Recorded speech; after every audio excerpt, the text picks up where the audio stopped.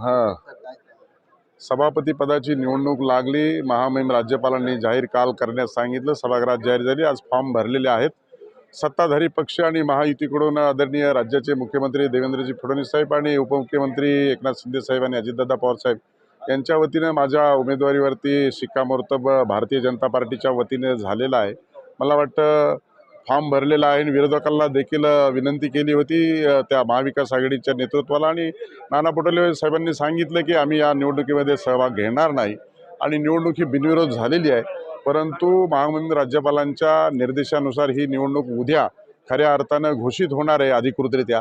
त्यामुळं निश्चितच एक चांगल्या वातावरणामध्ये ही सभापतीची निवडणूक पार पडलेली आहे। विरोधकांचा देखील विश्वास संपादन केला आहे। विरोधकांनी देखील सहकार्य केलं आहे। येणाऱ्या कालखंडामध्ये सभागृह चालवत असताना निश्चित स्वरूपामध्ये त्याचा चांगला उपयोग बी होईल आणि राज्यातल्या जनतेचे जे काही प्रश्न आहेत ते सभागृहात सुटले पाहिजे ही भूमिका सत्ताधारी पक्ष आणि विरोधी पक्षामध्ये समन्वय ठेवून करण्याची माझी राहील।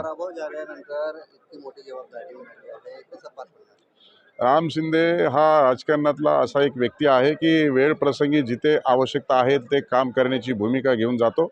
वेळ प्रसंगी संघर्षही करतो आणि म्हणूनसाठी एकदा निवडणूक हरलो तर मी विधान परिषदेवर आलो, दुसऱ्यांदा निवडणूक हरलो तर मी आता त्या सभागृहाचा सभापती झालो। त्याच्यामुळे अल्पशा मताने झालेला पराजयाला खचून न जाता आपल्या पाठीशी राहिलेली जनता आणि जे काही वर्ग असेल त्यांना न्याय देण्याची भूमिका ही उराशी बाळगूनच काम करतो। त्याच्यामुळे मोठ्या मोठ्या पदावर जाण्याची संधी मिळते आणि एकाच पदावर नव्हे तर अनेक पदासाठी नाव चर्चेला जातं। त्याचाच हा भाग आहे की आपण जनतेच्या प्रति उत्तरदायित्व आपलं बनतं आणि ते जे उत्तरदायित्व बनतं त्याला न्याय देण्याची भूमिका माझी असते।